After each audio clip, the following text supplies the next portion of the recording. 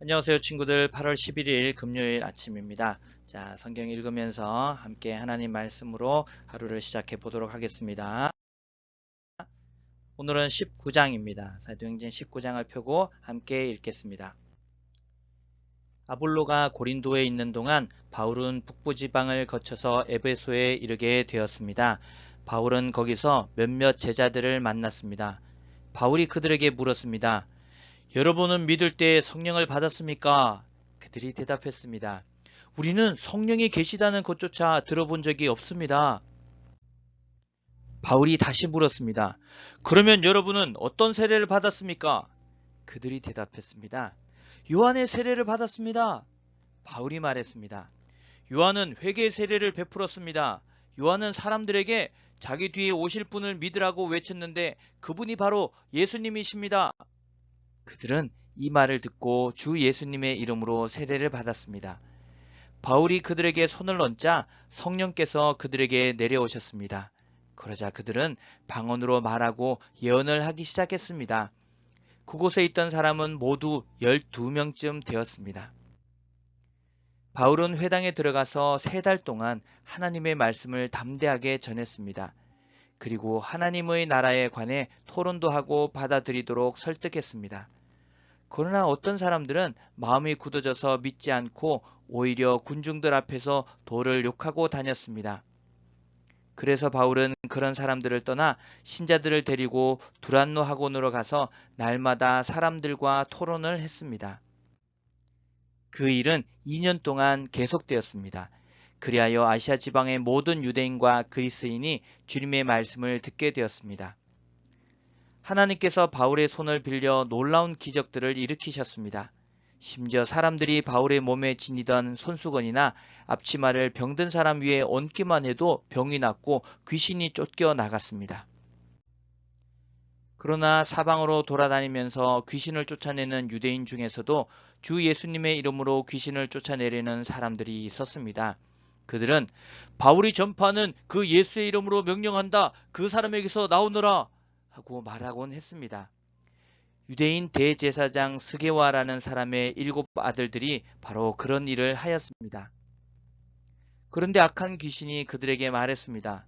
내가 예수님도 알고 바울도 알지만 너희는 누구냐? 그러더니 귀신 들린 사람이 그들에게 달려들었습니다. 귀신 들린 사람은 스게와의 아들들보다 힘이 세어서 그들을 때리고 옷을 찢었습니다. 그래서 그들은 발가벗긴 채 그 집에서 도망쳤습니다. 이 일이 에베소에 사는 모든 유대인과 그리스인들에게 알려지자 그들은 두려움에 사로잡혔으며 주 예수님의 이름을 찬양했습니다. 믿는 사람들이 많이 나와 사람들 앞에서 자기들의 행한 일들을 고백하기 시작했습니다. 그들 중에는 마술을 부리던 사람들도 있었는데 그들은 자기들의 마술책을 가져다가 사람들 앞에서 다 태워버렸습니다.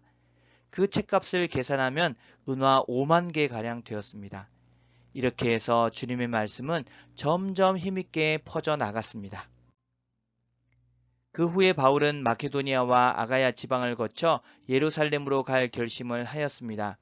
그리고 나는 예루살렘으로 갔다가 로마도 꼭 가봐야겠습니다. 라고 말했습니다. 바울은 자기를 돕는 사람 가운데 2사람, 곧 디모데와 에라스도를 먼저 마케도니아로 보냈습니다. 그리고 그는 아시아에 얼마 동안을 더 머물렀습니다. 그 무렵 에베소에서는 예수님의 도 때문에 적지 않은 소란이 일어났습니다. 데메드리오라는 은세공인이 있었는데 은으로 아데미 여신의 신전 모형을 만드는 사람이었습니다. 그는 이 일로 직공들에게도 많은 돈을 벌게 했습니다. 그가 직공들과 이런 일에 종사하는 사람들을 불러놓고 말했습니다.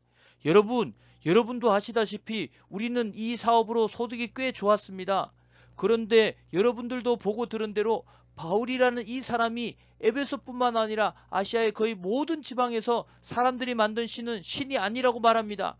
그는 수많은 사람들을 설득하여 그들의 마음을 돌려놓았습니다. 이러다가는 우리 사업의 명성을 잃게 될 위험이 있을 뿐만 아니라 사람들의 위대한 아데미 여신의 신전을 우습게 여길 위험이 있습니다. 그렇게 되면 아시아와 온 세계의 모든 사람들이 섬기는 아데미 여신의 위엄이 땅에 떨어질 것입니다. 이 말을 들은 사람들은 격분하여 에베소의 여신 아데미는 위대하다라고 소리 지르기 시작했습니다. 도시는 순식간에 소란스러워졌습니다. 군중들은 바울과 함께 여행하던 마케도니아 사람 가이오와 아리스다고를 붙잡고 한꺼번에 극장으로 몰려갔습니다. 그때 바울도 군중들 속으로 들어가려 했지만 제자들이 말렸습니다. 또 바울과 친하게 지내던 아시아의 관리 몇 사람들도 사람을 보내어 바울더러 극장에 들어가지 말라고 권했습니다. 극장 안에서는 사람들이 소리를 지르는데 어떤 사람은 이렇게 다른 사람은 저렇게 외쳐대는 바람에 극장 안은 완전히 난장판이 되고 말았습니다.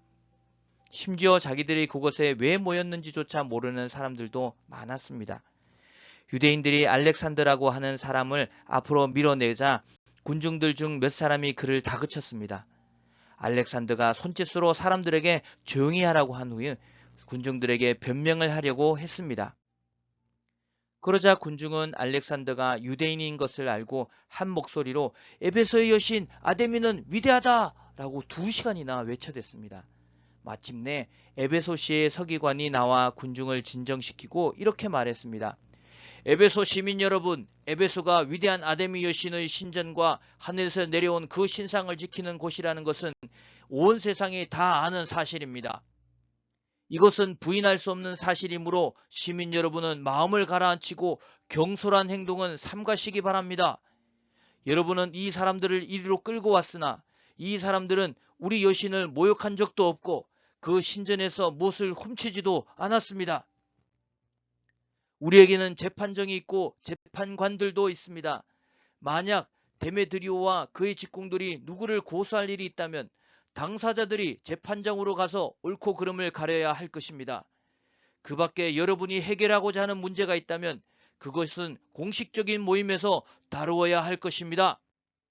이는 제가 이런 말을 하는 것은 아무런 이유도 없이 소동을 일으킨 책임이 우리에게 있다고 비난을 받을 위험이 있고 또 이 소동에 대해 변명할 말이 없기 때문입니다.